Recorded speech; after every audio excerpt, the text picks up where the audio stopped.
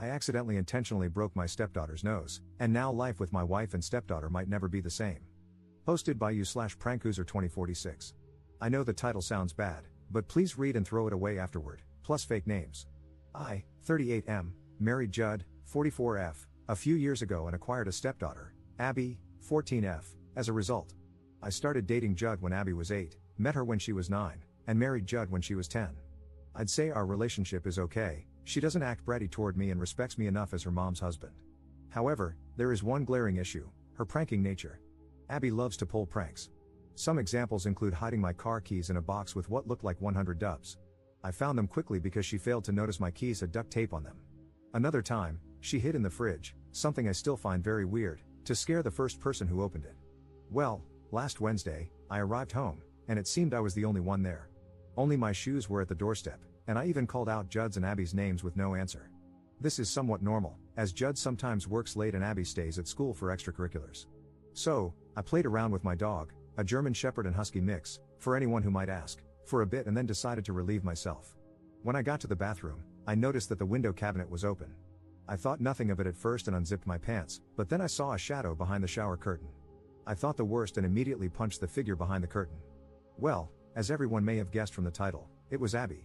She was making a prank video, and I hadn't noticed that she had propped her phone up on the bathroom cabinet with 2 cups.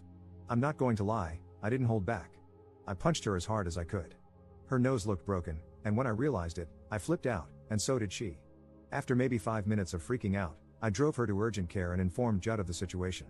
Her nose was indeed broken and would need about 6 to 12 weeks to recover. Abby won't talk to me, and as for Judd, she thinks my actions may have been justified but also believes I should have approached the situation with more caution, though she has refused to elaborate on that. Relevant comments. Commenter. You punched someone. I don't need to read it to know you suck. Ops response. Well, I thought she was a junkie who invaded my home, but okay. I'll be more cautious next time. Enlighten me, what steps should I take next time? Commenter 2. Good lord. Abby's incredibly lucky, Op. It could easily have been a baseball bat instead of your fist, or worse. And if she pulls this kind of crap elsewhere, and since she loves to pull pranks, I assume she does, God only knows what could happen to her. I'm looking forward to Judd's enlightenment on what you should have done after calling out and confirming the house was empty, only to find someone hiding inside. From Judd's response to the incident, I suspect she enables Abby's pranking hobby and probably finds it cute and creative. It's not. Commenter 3. Op, it may be worth showing your wife this thread. She needs to understand exactly how dangerous your stepdaughter's pranks are becoming. Update 11 days later. Well, this blew up big time. Let's address a few things. Abby's pranking nature isn't just focused on me, she has pulled pranks on her friends, the neighbors, and at school. The school has called Judd several times about this, as they have resulted in mild vandalism. The refrigerator prank, she was 11 when that happened, not a grown teenager. It was a brand new and very large fridge that my uncle bought and showed off to everyone. She climbed in until he opened it again. Judd yelled at her, saying that she could have suffocated in there, and took her outside to scold her for a few hours. The video doesn't show the toilet at all, just the shower curtain. However, the issue still remains that this was a massive invasion of privacy. The video has been deleted, and Abby has admitted it was purely her fault. Now, the update. It's been a chaotic week. Judd still refused to elaborate on how the situation should have been handled. I showed her the post, and as a result, she did a complete 180. She suddenly thought it might be time to stage an intervention, and I agreed. We brought some of her friends, as well as my cousin's wife, Jess. Jess is an officer from another state, and Abby seems to respect her. In this intervention, we stated how we were each affected by her various pranks and how, in turn, they affected her. Jess also spoke about how many of these pranks border on criminal territory, meaning she could be arrested or face retaliation. It seemed to have gotten to her, and Abby cried a bit and promised to do better. When everyone else left, Jess stayed behind and brought to our attention a disciplinary camp that we could send her to. The program is 6 weeks long and involves group therapy, individual therapy, and constructive projects, whatever that means, and is held on a university campus. The program apparently has good reviews. Judd seems dead set on sending her to figure out her core problems. I'm a little hesitant about sending a kid away from home, but I'm the step-parent, so I have no say. Relevant comments. Commenter. Being sent away seems extreme.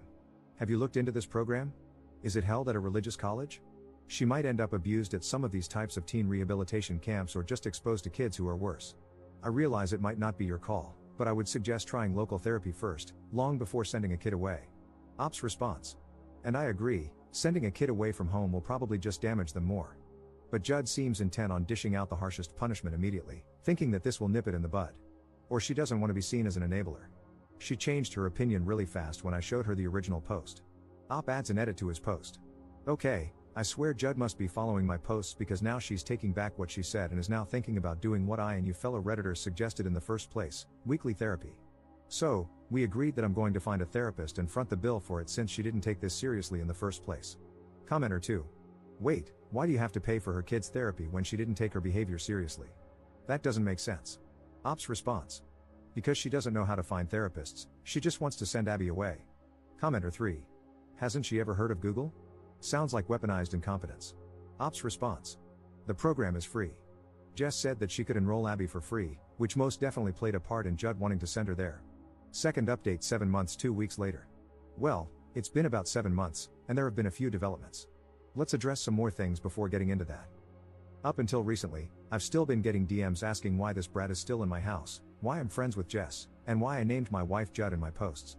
I was drinking when I made my first post.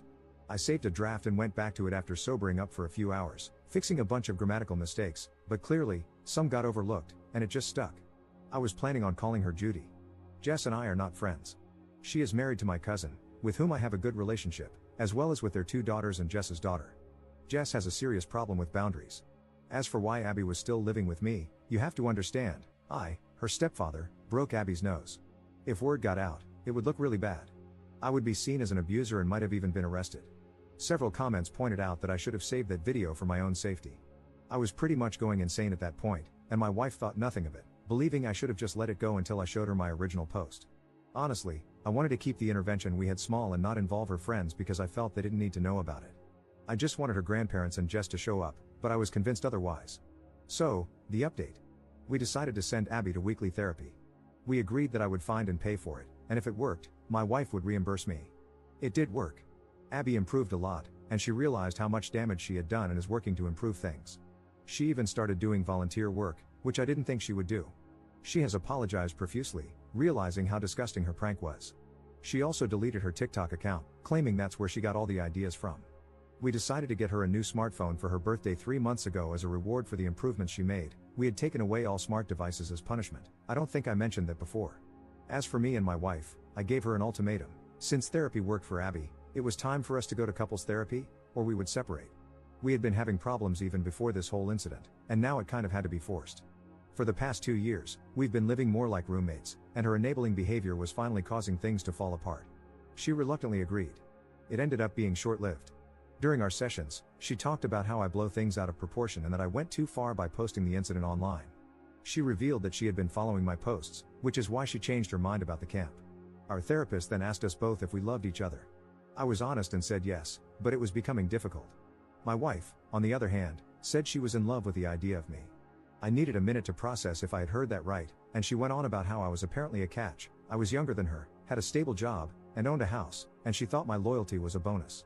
I don't know why, but I asked her if she had cheated on me, and she said no. But it didn't matter, she had just revealed that she settled for me. I filed for divorce 2 months ago. We had a prenup, so things are going smoothly, aside from her erroneously claiming some jewelry as hers. But my lawyer believes it should be finalized within 1 to 2 months. So, my soon-to-be ex-wife has moved out along with Abby. My dog misses them, she just sits by the door, waiting for hours for them to come back. My soon-to-be ex-wife is not happy about how things have progressed. She's been calling me a spineless bastard who couldn't just tolerate how things were and has been telling that to anyone who will listen. But behind closed doors, she's been blaming Abby for the divorce, claiming it was her behavior that caused it. I know this because she has been calling and texting me semi-regularly. Abby is living with her grandparents now because apparently, her mother can't deal with her. I actually like my in-laws, they're really good people. They've apologized for their daughter's actions and even offered to reimburse me for Abby's therapy sessions. They told me they were going to take care of Abby because it seems her mother has finally lost it. I spoke with Abby and assured her that this wasn't her fault. Chances are, we were going to divorce regardless. She then told me that she didn't want me to leave and that I was the closest thing to a father she ever had. This surprised me. I never really saw myself as a parental figure for Abby, I only did the bare minimum. Outside of that, I just paid for school events, supplies, and would carve out some time for her, but I left it up to her if she wanted to spend time with me. I told her that maybe when she turns 18, we can pick up where we left off, but until then, I don't think we can see each other. Her mother would definitely try to keep her away from me, and honestly, I need some time away from Abby as well. Things are so quiet at home now, It's relaxing. So, there you go. I don't even care if my soon-to-be ex-wife finds this post. Relevant comments. Commenter. I'm 42 and single, but I'd rather be single than settle. Her lying about her feelings for you prevented you, during your relationship, from having the chance to find someone who truly loves you. It's the same with people who cheat, they're just keeping their victim from finding something better. Ops response. Therapy has been a godsend for me these past 2 months and has helped me process some of this stuff. Call it naivety, but maybe I was ignoring the red flags because my last serious relationship was when I was 25, and I did miss that time of my life. Commenter 2. I figured this was where this was headed. Good for you. You deserve better, Op. And congrats on being smart enough to get a prenup. Op's response. You know, when I brought up the prenup, she was hesitant and it took about 4 months to get her to sign it. I guess that alone should have screamed problems. Commenter 2. The whole if you love me, you will risk half your material possessions and money on the off chance that I am telling you the truth that I love you doesn't fly anymore. Anyone, man or woman, who gets married without a prenup is an idiot. You, sir, are not an idiot, but there are still lots of them out there. Commenter 3. That honestly sounds like you were leaving a massive crap show. One thing is the whole Abby craziness, but it makes sense. She's so unadjusted with a mom who thinks the idea of a person is enough. In general, I've heard a lot of my female friends say they're settling with their partners. I am a woman myself, and I've always found it strange that some women tend to see themselves as the better one in the relationship rather than as equals. It's a weird thing. But at least you're free now. Hopefully, there's someone out there who will love you for who you are, not just the idea of you. Congrats on getting out. And the prenup was at least a clever move. Remember to do that next time you decide to marry someone. You never really know which ones will turn back crap. Some of them are good at hiding it, sadly speaking from experience. Op's response. I don't think I will ever marry anyone again.